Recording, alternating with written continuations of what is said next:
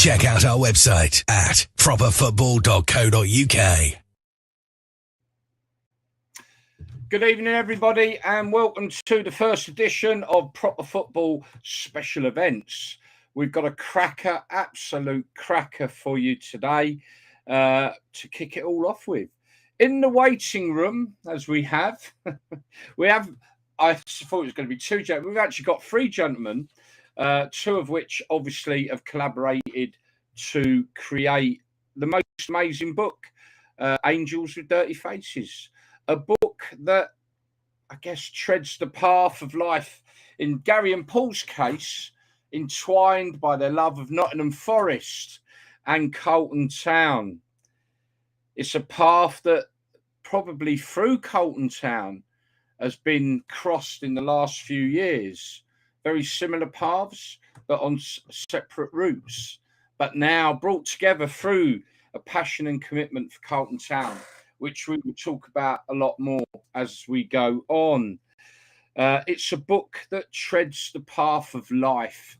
It really is. It takes you to their deepest, darkest moments in their lives, to the high points in their lives. It certainly is a book that's going to take you, the reader, on a journey of life. And I would certainly recommend it to everybody. But let's not mess about. Let's actually get the gentlemen on and let's speak to them. Good evening, gentlemen. First and foremost, hi Gary.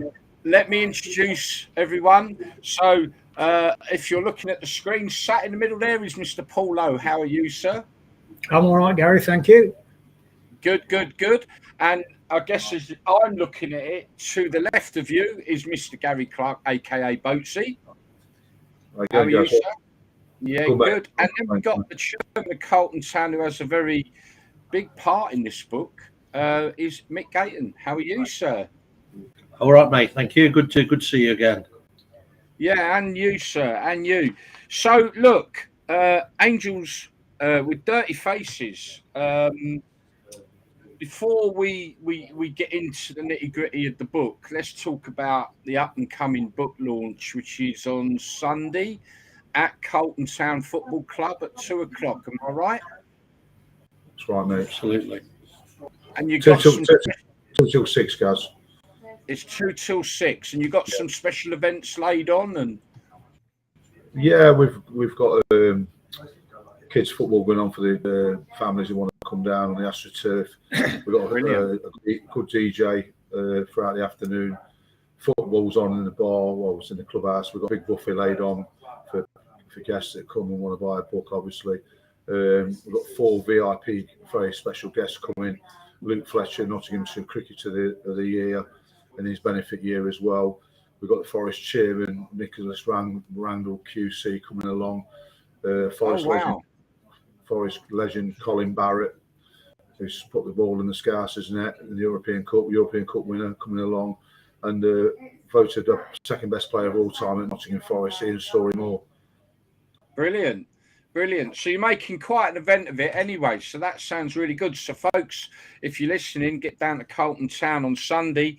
I wish I could be there with you, but we've got a big interview with Tony Coton coming up on Sunday, and I'm going to struggle to get there, unfortunately. I will make an effort. I might be able to get up there for an hour, but that would be about it, I guess. But we'll have a go. Well, so look, throughout the day, guys, people float, they'll come in for an hour. Some people stay here all day. You know what I mean? So we're making a special day out of it all day. So got a few other stuff going on. We've got a raffle for the club, bit of fundraising for the club as well. Absolutely. So look, let's get to the book. So Angels with Dirty Faces. I guess for me, the first question is the name. How did we come up with the name Angels with Dirty Faces? Paul. Oh, that's you, sir. So it would seem. It's based on the late 30s film with Jimmy Cagney and Pat O'Brien, where Cagney, as he usually does, plays the bad boy, the gangster, and he grew up with a priest. They grew up with a childhood guy who went on to become a priest. And the priest, Pat O'Brien, was always encouraging Cagney to turn the other cheek, to become a good guy, and stop fighting against the system, stop fighting against the law, because you won't beat the system. And Cagney, as I was his stereotyping, he always played that naughty boy, that gangster. And towards the end of the film, the long arm of the law caught up with Cagney and sentenced him to death. And in those days, like late 30s, I think it was based in Chicago. Basically, it was a public execution, and he built up this cult following of young, impressionable kids that thought he was a hero. And what Pat O'Brien said to him was, when it comes to the day of your execution, I want you to cry like a baby in front of these kids. I want you to show real weakness. I want you to show real vulnerability. And I want you to break this image of a tough guy, a gangster, and all this kind of stuff. And he said, no, I can't do it. I hate the system. I've spat in its face all my life. I'm going to go to my death with my shoulders back and my chest out. And this was his stance right up until literally the last seconds. Okay. And there, ready to be executed. Pat O'Brien looked across at him as if to say, please. And these kids are staring behind the fence, looking at him, saying, like, crying, don't take our hero, don't take our hero. And right at the last minute, the last second, Jimmy Cagney broke down and he put this act on. And he, please, no, I don't want to die. I'm sorry for everything. I'm sorry. And all the kids are disgusted because it dispelled their theory that, to be a gangster is cool, to be a naughty boy is cool. And they turned away in disgust. But the moral of the story is, for me, and this is why I suggested it to Gary, is, listen, every human being's got a past. We've all got things maybe in our locker that we're not happy about, we're ashamed of, we feel guilty about. But, there's always another tomorrow. Yeah, absolutely. Wow. That's deep to come up with the name and that deep story there. Wow. So, look, I guess the question as well would be here is, the two of you have collaborated with this. Obviously, Mick, we'll talk about your part in the book and your part in these guys' lives, I guess. So you've collaborated. How did you two come to get together to even contemplate doing this collaboration? What, me and Gary or me and Mick? Yeah. No, sorry. You and Gary, yeah. How have you guys sort of come to the point that you've gone, oh, right, let's write a book of life, because that's what it is, the lives you've trod, and what brought that on to you two to get together to do this? Well, we're both Forest fans. I met Paul at Carlton Town function, Christmas function, and he introduced himself. Paul's wrote several books, I think 14, 15, on his life story, one of them, and I bought one on this function. He gave me his card and he wanted to do a podcast with us, so I did a podcast with Paul, and it's just joy. And then COVID hit. We got to know each other a lot during COVID. Paul was residing in Spain at the time, and he's done a lot of charity work. He's had various charities before, and he wanted to form a new charity, and he thought I was the ideal candidate to come on board with his new charity. And we did a lot of talking during COVID. There's not a lot else you could do during COVID, was there? With a lot of Zoom meetings. Got to know each other really well. Did a few podcasts with Paul. He knows my checkered past, and obviously I've got to know Paul a bit more, and I read his life story. It was pretty, he's done a lot of stuff in his life. And he had the idea of a collaboration with Angels with Dirty Faces. We could put a book together. But we grew up in Nottingham, different areas, but similar backgrounds. And this book's about football as well. You know what I mean? Because we're both big Forest supporters and Carlton Town supporters. So we thought we could do a collaboration, and how we turn our lives around a little bit. You know what I mean? Rather than back in the day, what we used to do back in the day. So this is more of an inspirational book, what you can do if you put your mind to it. You know what I mean? Absolutely. And I think one of the amazing parts of this is that you've both your lives have been so heavily influenced by the beautiful game. In your case, Nottingham Forest, later on, then Carlton Town. Yet you've trod two separate paths, although almost parallel, in slightly different ways. And your lives have been that influenced by the beautiful game, and yet it is a beautiful game, as in your relationship with Carlton Town now. It's actually brought you both together further down that path. You know, it's so influential that the game has had on your lives, without a doubt, which is very clear from a lot of what you've put in the book. I think it's our love of football that's brought us together, you know, and Carlton Town with Mick and everything. Because Mick's a friend of Paul's 20 odd years. I've known Mick probably 8, 9, 10 years now through functions down here. So it's football that's brought all three of us together, really. You know, Forest and Carlton. So yeah. It's a football book as well. You know what I mean? Besides a learning curve book as well. You know what I mean? Yeah, absolutely. And I think, like I say, I think, you know, myself coming from the terraces back in the day, again, I understand how football has absolutely dominated my life. So, yeah, clearly, if you're going to do a story about a life's journey, which is exactly what you've done, it is going to be heavily about football as well. But football's giving you inspiration or you know, to move into other areas. To Gary, your position now with Carlton Town, you are the, remind me, commercial and marketing manager. And 10 years ago, would you ever dream that would be something you'd be doing? No, never even dreamt of it. Never even thought about it. It's all down to Mick, really. Never thought I'd be involved with a non-league football club, semi-professional football club. Who would have dreamt that, from the terraces to the boardroom? Yeah, no, well, absolutely. And Paul, again, you know, you've got involved through Mick, and we'll talk to Mick in a moment, but you've got involved heavily with Carlton Town as yourself. Yeah, as you say, Gary, quite right. Yeah, that friendship with Mick actually was a sporting dinner up at, do you remember? Yes. Up at Sandy Acre there, Junction 25, yes. I think it was, 20 years ago. And we just hit it off. A bit like me and Gary, we had that synergy, that commonality of passion for football, and particularly Forest. And I think when, as people, you've got something as strong as that glue between you, it's amazing how much ground you can cover. And people that underestimate the power of football, you know, I just say to them, just start a conversation. If you've got a remote interest about football, don't matter where you start, whatever, just spark a conversation. And before you know it, even if you support opposing teams, you've got a commonality of a love of football. That's the power and the emotion that goes with it, as you know. Yeah, absolutely. The best people I've met are football supporters from all over the country, you know, and people that are involved in the game. So, Gary, I mean, obviously, you've been an author in the past. The successful book, which was it Inside the Forest Executive Crew, wasn't it? Which actually was a successful book, wasn't it? Yeah, it sold worldwide, thousands of copies. Yeah, very popular. And Paul, you've actually quite a renowned author. I think you've been involved with 14 books now. Your own autobiography, again, a forest-related book, which was, sorry if I have to look at my notes on this, I've got so many notes, but Emerging from the Forest.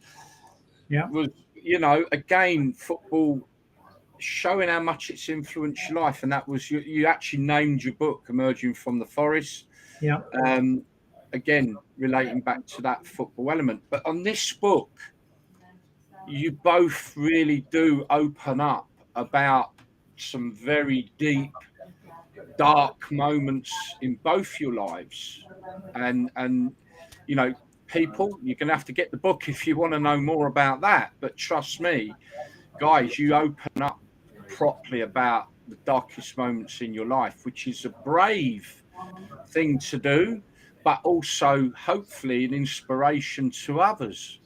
To, you know, especially us guys that have come off the terraces, we tend to be very proud men, don't like necessarily talking and whatever else. And I guess, you know, knowing what you have got in that book, and I'm not going to let on, but knowing what you've come up with and what you've opened up with can only be an inspiration to others, I hope.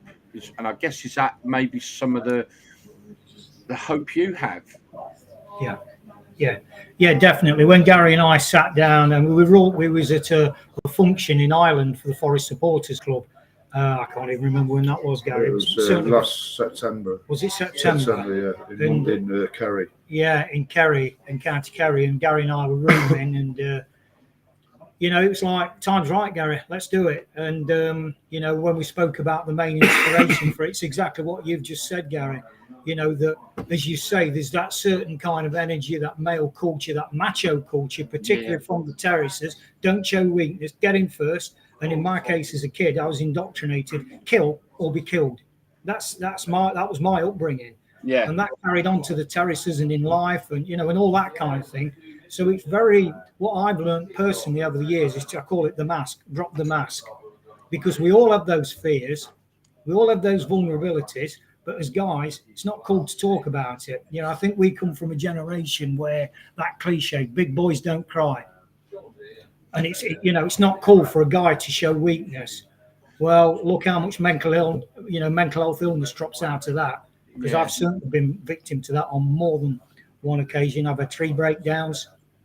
And to be fair, you are very open about the journey that you've been through in the book. Both of you are so open.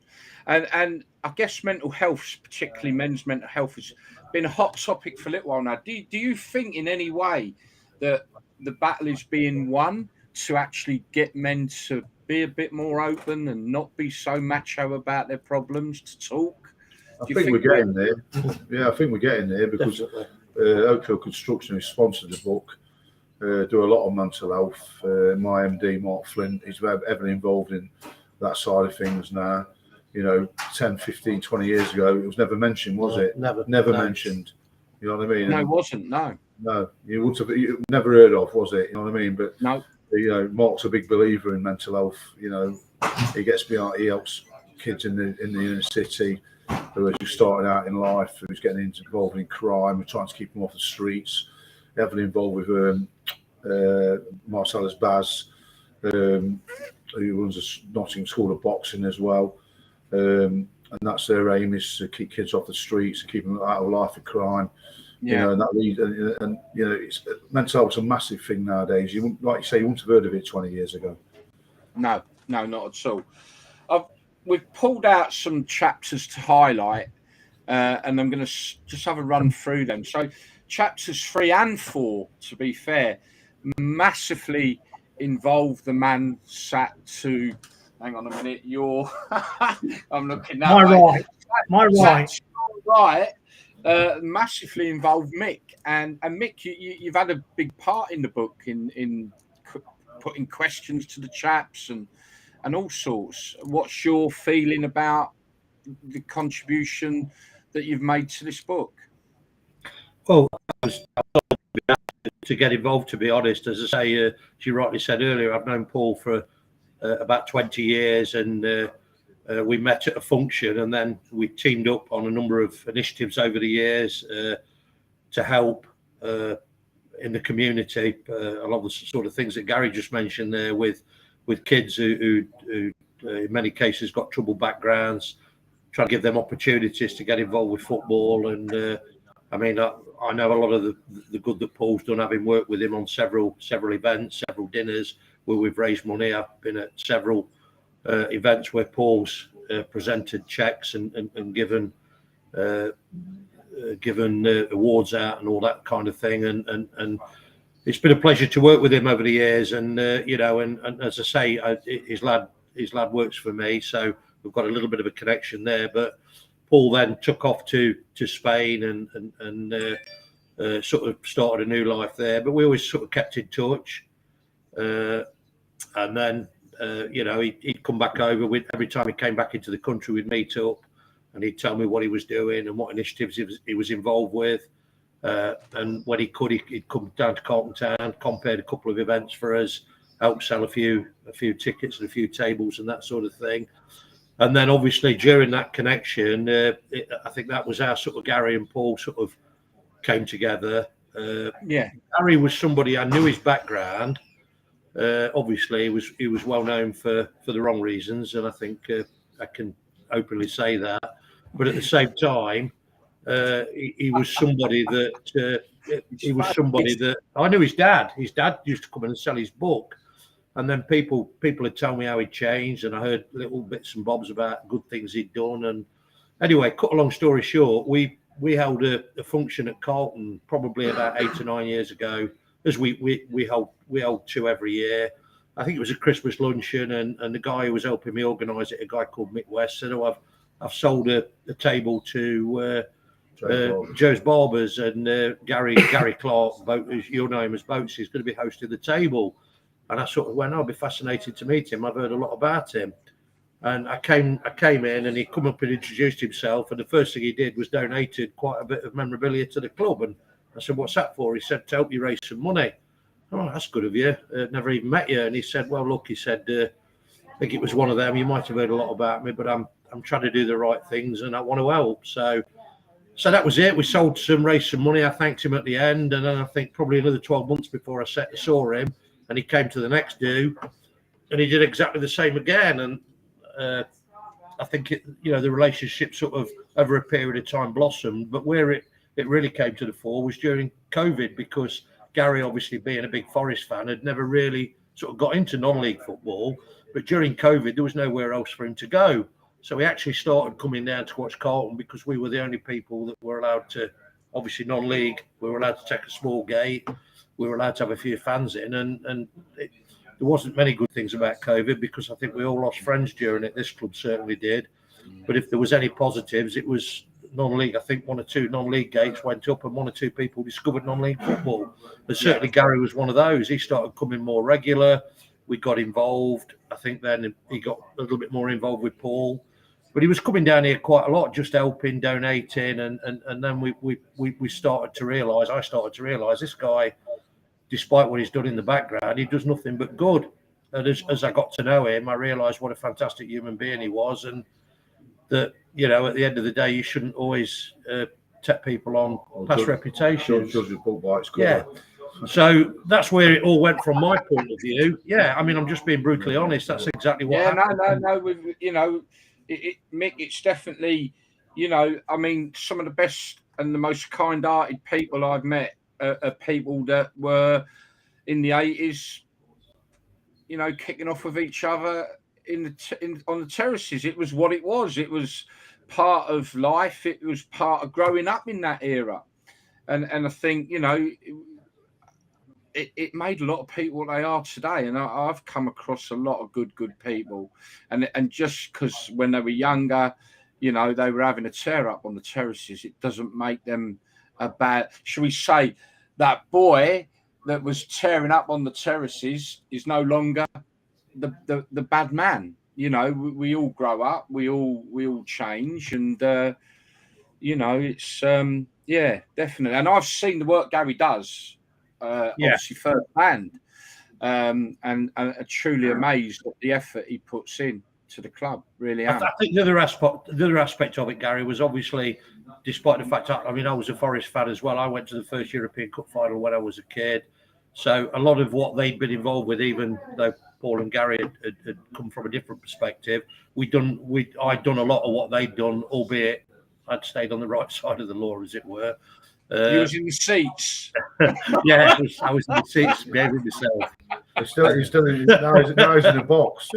Yeah, but also I could relate to the music. I could relate to the hooliganism because I'd witnessed it, and I could relate to a lot of the stories, certainly about Forest, because I'd been there at a lot of the games myself. So certainly I found it fairly comfortable and easy to sort of ask questions on certain topics which were relevant to then, and also I've been at the forefront of seeing how these two guys have moved on with their lives.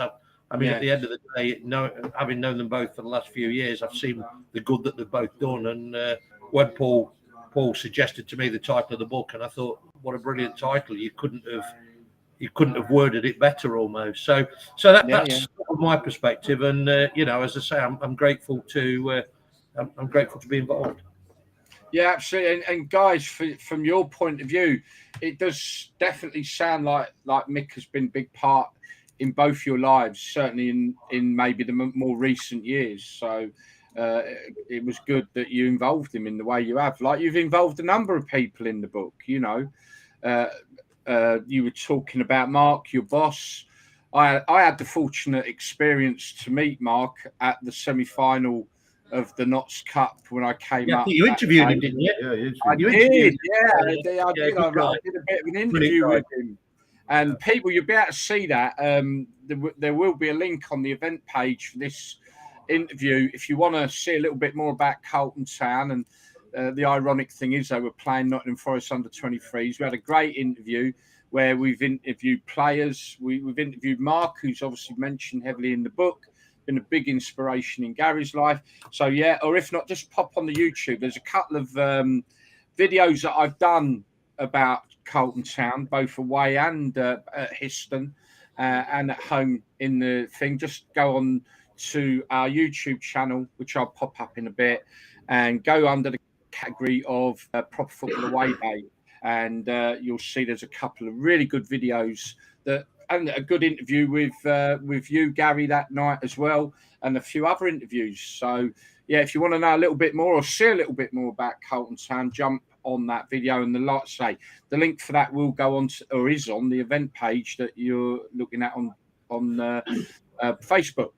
So we move along a little bit now. So chapter 6 we've highlighted. Now, Paul, obviously, like you say, the book is about your life journey, and it's about, you know, having the checkered past like a lot of people have, and then turning that maybe negative part of your life into a positive part of your life.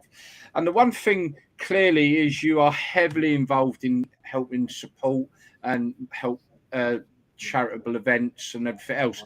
And obviously in chapter 6, you talk about, I guess, is it a dream that you had about a particular event that you want to pull off, and it looks like you are going to. Do you want to just tell us a little bit more about that? Although this you can talk about. So, you know, it's in the book, everyone, but I think you should know about this idea because it's a great idea. Are you talking about Tour de Football, Gary? We are indeed, yeah. So it is in the book, but I think, you know, no harm in letting people know about what the idea is and what the beneficiaries will be. Okay, yeah. So when Forest got relegated from the Premier League, apart from the disappointment, the sadness, and all the emotions that go with your team being relegated, and we've, you know, most of us have been there. I don't think, I don't know, Liverpool, they might say, well, we've never been there. I don't know. Well, not for a very, very, very long time anyway. I don't know. They're there at the minute. yeah. But I had this little twinkle in my eye amidst all the things, like, okay, right. Because I've always been that kind of defiant. When I go I used to love to go 1-0 down in life. Because that's when I was at my most kind of, right, okay, now let me come out fighting. And I had this dream that when Forest got back in the Premier League, we'd do this bike event around the Premier League clubs to raise money for loads of different community groups and charities around the UK. Well, thanks to this gentleman here to my right, who got me a ticket for the 29th of May last year, I was fortunate enough to say, by far the best Forest match I've ever been to, bar none. And I'm including the European days in there, the League Cup, you know, and all the big games from the 70s, etc., by far, by a mile. And that's in the book as well. One of my overriding thoughts on the 29th of May, amidst the celebrations alongside Mick and 40,000 other Mad Forest fans immersed in emotion and jubilation, was, right, it's Tour de Football time now. I'd held that dream for 23 years. 23 years. That had been, right, I wonder when. Of course, Forest flirted, come up, you know, with Billy Davis, you know, here and there. And there's been the pretenders over the years where, we, you know, to get back to the promised land, but we've never quite made it until then. So that kicked off this starting to organise it, because it's a massive project to go around the 20 Premier League clubs, starting at Newcastle, St James's Park on the 1st of May, and then working down into Leeds United, and then from Leeds back up into the northwest with the Merseyside clubs, dropping down to the 2 Manchester clubs, then in the Midlands, then dropping right down onto the south coast, you know, and then finishing off eventually in London, hopefully at Wembley Stadium. It's based over 11 days. So that's the Tour de Football. And there's also a smattering of other clubs. So it's not just about the, you know, the Glory Boys, the Premier League. Yeah. Carlton Town are going to be part of that proceed. Notts County Football Club, who are in the, what do they call it now, Gary? The Conference National League. They're part of it. MK Dons are going to be part of it. Swindon Town are going to be part of it. Darlington are going to be part of it. You know, so we can't do all 92 clubs because we'd be on a bike for probably 3 months. Yeah. But we've got this infrastructure with an intention of raising some serious money for many charitable causes, but also to raise profile of causes like brain tumor research, for example, or one of our partners that are coming on board and have been very, very key in what we're doing. That's absolutely brilliant. It really is. And again, you know, people that are listening, do you know what? I just want to check if we've had good evening. If anybody wants to ask any questions, I will try a very, very short bit of time to accommodate any Q&A that you might like to put to the fellas. Just let me know. Drop your comment. I will pick them up. Don't worry, on whatever platform you are watching us on. I will endeavour to do a very short Q&A if you do have any questions you'd like to put, fellas. So I think the whole concept for everyone who's watching is the whole point about talking about the charitable events that you're going to plan to do and everything else. Again, you know, the life story that you and Gary are portraying in the book, in my view, is a life story from a generation that I believe sometimes gets very much misunderstood. You know, a generation maybe born in the 60s, dragged up through the 70s and the 80s into the 90s, you know, and, you know, it's about that life journey where, we did what we did when we were younger, but look what we do now and look what you become and as much as people might not like what I'm about to say, some people won't, but I hope most agree that, and Gary, maybe your input on this would be great, but maybe I feel what I went through and you know, and how I grew up in the 80s and involved in maybe the wrong side of football, so I wasn't in the seats, Mick. And would we be the people we are today without that experience? I don't think I would be. You know, what I did, I know I was wrong. I'm not going to say, you know, I don't regret anything, to be honest with you. You know, I travelled the world. I met some great people. I've got a lot of friends all around the country now and all over the world through football. I've got mates in Cologne. People that we used to have a tear up with, become good friends over the years. We've all grown up. We had the same interests. Yeah. We love music. We love clothes. You know, we love travelling. We love following England. So I've got no regrets, and I've become good friends with all these people over the years. And when I go to away games now, I meet up with these guys. We have a drink together. We have a bit of a laugh about the old days, what we used to get up to. You know, and we've all moved on, and we've all got the same interests. Yeah. And, you know, we're all bad. You know, we was pretty bad in the 80s, don't get me wrong. I wasn't exactly an angel with a dirty face, but you know what I mean? Yeah. The wings fell off the dirty face, but you got your wings back on now. Your wings back on now, mate. You got them back on now. And but no, I genuinely think, you know, the whole concept of the book, it does. It's, you know, the generation, for those listening and watching, honestly, I think you'll find that you will completely resonate with this book and this life story, because I do believe it's a life story that many people watching this will recognise. Yes, we all have our different dark areas, you know, but many people will recognise it. And maybe the generations that don't recognise it will get an insight into what life was like for the generations coming up through the 70s, the 80s, the 90s, you know. Well, but it's like, you know, in the 80s, you know, some of these guys had very good jobs as well. There was solicitors involved. You know, yeah. The people who was involved in this side of the football in the 80s have gone on to become multimillionaires. You know, so they've done well out of life. And I always say, football lads and leaders in football in the 80s are very intelligent people. They're not like the press that dub them as just complete morons or whatever you call it. You know, hoodlums or, you know, they've got no brains, whatever. A lot of successful people were on them terraces in the 80s have come on to be multimillionaires.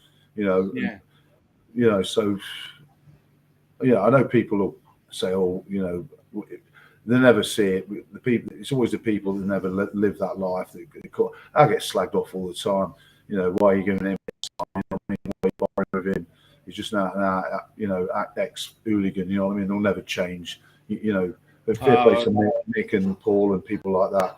You know, they see the good side of you. You know what I mean? Everyone deserves a second chance. I think this book is about being given a second chance as well. Yeah, unfortunately, there are a lot of ignorant people out there, in my view, and clearly, when they read this book, they may change their opinion on what they perceive, you know. And in fairness, I think it's also fair to say that, you know, all generations have their issues when they're young. The current generation, I would say, if it was a toss-up between go back to the 80s or what goes on this day with them stabbing each other every 5 minutes, you have to weigh it up a little bit, you know. But every generation has its issues. But look, well, that's right. You had the Teddy Boys in the 50s, didn't you? Yeah. And then you had in the 60s, you had the Rockers. 70s, you had the mods. You had the Grease Boys in the 60s, early 70s, and you had in the 20s, you had the Peaky Blinders. You had the Punks. You know, even I don't know. It's just a male thing, isn't it? You know, I think the word hooligan comes from an Irish family from the late 1800s. You know, an unruly family from Ireland. You know, that's where the word hooligan comes from. I think the surname was Hoolihan or something, or Hooligan, whatever. That's it. Yeah. It was something to do with a certain day of the year. There was I don't know what. Yeah, there is a good story behind that. But look, I am very conscious of time, and I just want to get through a few more bits before I let you gentlemen go. But look, just another area I just wanted to touch on with the book. So in chapter 8, you're joined in the book by Andrew Batt and Rebecca Wheel. And you basically sort of, I guess, kick around the whole journey of life. I actually don't know who these people are, so maybe you could give us a little insight into that chapter, really, just a little bit, a snippet. That's all I want. Let people read it in the book. Well, that's summed up, Gary, in one word: diversity. Because part of putting this book together, Gary and I decided we wanted people that represented all walks of life, not just one particular or genre. And certainly with Andrew, these are both very close personal friends of mine. Andrew knows them both. Gary knows them both, Andrew and Rebecca. Andrew's a very successful businessman. He's never been involved in football. He doesn't understand the first thing about it. He was an extreme skier at a very high level. That's his background. So for him to come from a completely different perspective and ask questions around, guys, what on earth? Brilliant. I don't get it. I don't get why did you do these things? Brilliant. And then conversely with Rebecca, obviously the gender difference, but she's quite a bit younger as well. And she really does not get this, because her take upon it, coming from a very warm, loving, secure family background, is, look, did you have girlfriends or wives? Why didn't you go home to them and have a nice cup of tea and a sandwich, rather than being out at an away ground on a Tuesday, getting wet through, fighting, getting locked up and doing whatever you did? I don't get it. And that conversation allowed people to come at things, Gary, from a completely different perspective. What an absolute now that is chapter 8, and I'm going to be honest. Obviously, I've not had the pleasure of reading your book back to front. I do have now the copy that I can read through. I've done quite a bit of research, but but I didn't realise what that chapter was referencing, and that is absolutely brilliant. The one thing is that you know, the football books and everything, they have been done to death a little bit.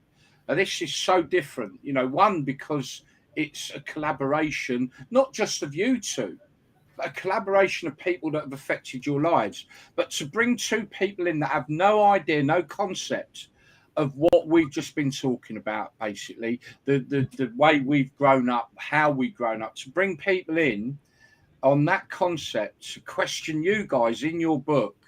What a brilliant piece of work. Absolutely brilliant. All Paul's work. Can't say no more than that. But, you know, it's all right me sitting here interviewing you guys, but I'm an open book because I've been there. I understand it, you know.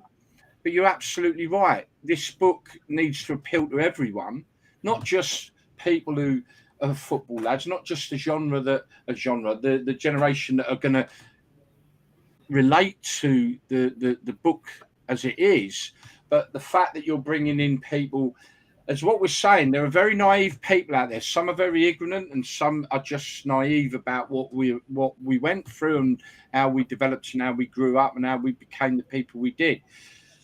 Just brilliant. That's genius. Absolutely genius. Very impressed with that bit. And the diversity that, you know, on chapter 7, we've got one of my business associates, Jason Kehoe, is Chelsea nut. You know, he comes at it from, you know, one of the questions, who's the bigger club then? Which sparks that banter. Well, our club's bigger than yours because we've got two clubs. But yeah, so have we. You know, and this kind of, so that's a kind of football to football perspective. Yeah. Brilliant. You've got Kristen Johnson from the United States, California. She's completely left field on this. Completely left field. So that diversity of, you know, well, it's as simple as that. You know, we could go on and on and on, but it's diversity in one word, because we're trying to reach as many people as we can with the underlying message. Yeah, it's absolutely brilliant. Mike Howes just said, well said, Gary. I think he got what I was getting at. It's genius, Mike, isn't it? These are people that are commenting. It's absolute genius. Mike's a great guy, Crystal Palace, ex-forces, ex-police. He's a lovely fella, Mike. Yeah, I've seen him on your show. Sorry? I've seen him on your show. He spoke really well. Yeah, he's a lovely fella. He come from the terraces. He's got a wonderful story. Come from the terraces. We've got ex-police actually coming to the book launch as well, believe it or not. Yeah. And the I hope, Mike, you don't mind me telling the story, although you did tell it us live on our show anyway. But it's a wonderful story where, and it relates to what we're talking about, is that he was on the terraces, and this is absolutely relating to it. Now I'm thinking, so he's on the terraces being a bad boy. The actual football liaison officer clips him round. Well, would I say clips him round? He says to him, mate, get yourself in the army before you end up in prison. Mike went and got in the army. As most then days, you know, the profile of a police officer, generally a lot of them came out of the services into the police. Today, and he said on his first duty, he walks in the station in his uniform, and that very same officer, what the hell are you doing? He said, I listened to your advice, and look at me now. Been in the army, I'm with you. Sorry, Mike, bringing you into it. Good story, yeah. It concurs with everything you're saying about, you know, you can be the naughty boy on the terracing. Look what he's done. He's gone from that being told by the officer, come on, mate, sort your life out. So he did. And then he ends up being an officer himself. You know, unbelievable. But yeah, brilliant story with Mike. Must get him back. Yeah, it's a great story. But and concurs with everything you're saying. So that's really good. But look, probably best now that I start to wrap it up. Otherwise we'll be here all night. I guess we could talk all night. Guys, this I can't wait to read it fully. This is an amazing book, and I think people really need to understand that this is about a life journey, one that, yes, is entwined with football, is entwined with just some very dark moments in both your lives, and And yeah, absolutely no problem, mate. Great show, lads. There you go. We're getting a pat on the back. So thank you, Mike. But your story does fit in nicely. And the book launch, just want to go over that again. This is 2:00 till 6. Lots of activities, lots of people there coming to support. This is at Carlton Town Football Club. If you want any more information and get hold of Gary on his social media, or contact Carlton Town Football Club, or go onto their website, or even come to us, we'll tell you where to go. If you want to know a bit more about Carlton Town, check out the videos I've done where we visited an away game with them, and the Cup semi-final last season against Nottingham Forest under 23s. Check that out. It's interesting. Other than that, gentlemen, all I can say is really good luck. The book is out now. If you want more information about where you can get the book from, then contact Gary Clarke on all his social media platforms. And keep an eye out. I'm sure you're going to see it popping up in many, many places. Let me just give you a view of the front cover of the book, which looks a little bit like this, people. So if you see the book, that's what you're looking for, people. If it's in a bookshop, you know where to go. I believe, Mick, if you're local Nottingham, they can purchase from you. Is that correct? Yeah, we've got it available in our shop on Radcliffe Road, right next to the City Ground, Nottingham Forest Ground. We've got it available in a shop in Arnold, and a shop on Angel Row in Nottingham City Centre, which is just off the Market Square. And but as I say, Gary's easy enough to find on social media. Yeah, he'll be happy to people contact him. He's happy to send books out and take payment as such that way. And from a personal point of view as well, a lot of the benefit of this is going to Carlton Town Football Club, isn't it? Yeah. Can you elaborate on that, please? Gary, elaborate on that, because that is also something very important. We decided to do this book that we said we'd do one for charity, and obviously it's a big fundraiser for Carlton Town. I think £8 a copy is going to Carlton Town. Yeah, so we've so I say I'm extremely grateful. The club's extremely grateful to the guys because they're not, but it's not one of them where they're personally benefiting from it. They're at the end of the day, the profits certainly from every sale we get down here on Sunday and what we sell in our retail stores is going to benefit the club. So thank you both of you for that. No problem, mate. No, cool. Getting some good feedback anyway. Cheers, guys. Enjoyed the show. Must get the book. That's what this is about. The book. By the way, the money's going to charity, folks. So make sure you get on there. Ben Higgins, I want one. Right. Well, if like I say, if you can't get hold of Gary, chaps, then you quite happily get hold of me, and I will put you on to Gary. It's up to you guys. But yeah, get one, because I think this is a really, really special book. This isn't your run-of-the-mill football book. This is a book of life. And seriously, I know they've opened up. I know, I'm not going to say nothing about what I know, but they have truly, truly opened up to their greatest moments and their darkest moments. So get the book. Okay, listen, guys, I so appreciate your time, and thank you very much. I honestly wish you all the best. I wish Carlton Town the very best for the rest of the season as well. And I believe I will definitely be up there for the last game of the season, bringing a guest along. So we look forward to that. So, yeah, good luck with the book launch on Sunday. If I can get there, I will. But obviously, I'm quite heavily committed at the moment. But I will definitely try and nip up there and catch an hour at least with you guys. I'll do my very best. Thank you again for your time. And people, thank you, guys. Everybody's welcome Sunday. Everybody's welcome. Thank you, guys. Yeah, everybody. So, and for me, everybody, you can catch me again on Sunday on our Football Live show when our guest is the very one and only Tony Coton, Manchester City, Watford, Birmingham City, Manchester United's goalkeeping coach. Actually, let me pop you up the poster. Sorry, I have to get a bit of advertising in, gentlemen. I hope you don't mind. Anyway, yeah, join us 6 o'clock. Tony Coton. That is going to be some show. So join us at 6 o'clock for that.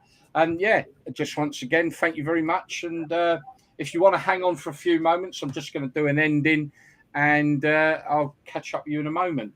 Thank you, everyone. I hope you enjoyed the show. Join me on Sunday and watch out for the next Proper Football special events. The Proper Football Live Show, Sundays at 6 p.m. for your football fix on Facebook, YouTube, Twitter, and PF Radio. Check out our website at properfootball.co.uk.